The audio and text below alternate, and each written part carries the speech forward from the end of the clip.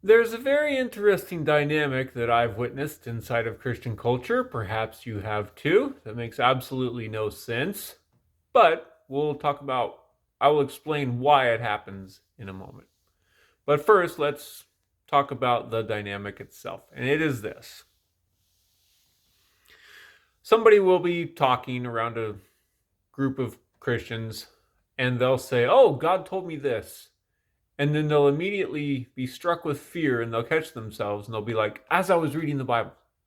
They'll immediately cover it up and try to cover up the fact that they just said that they believe that God spoke to them or that God did speak to them. You ever seen this happen?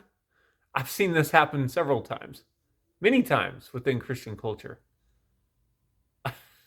Why? Here's why.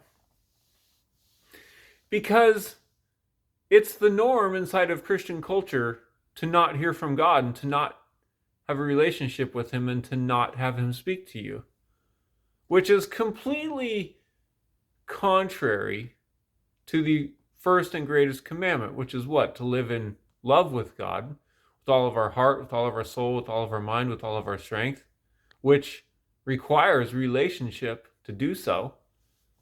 And inside of relationship, right? Jesus even said in the book of John, he said 3 times, I think they're all in the same chapter, John 10, 3 times that we would hear his voice. 3 times. And yet, stupid dynamics like that regularly occur in Christian culture. What does this tell us? It tells us that prevailing mindsets in Christian culture are antithetical to Christ and to God and to what He really wants with us.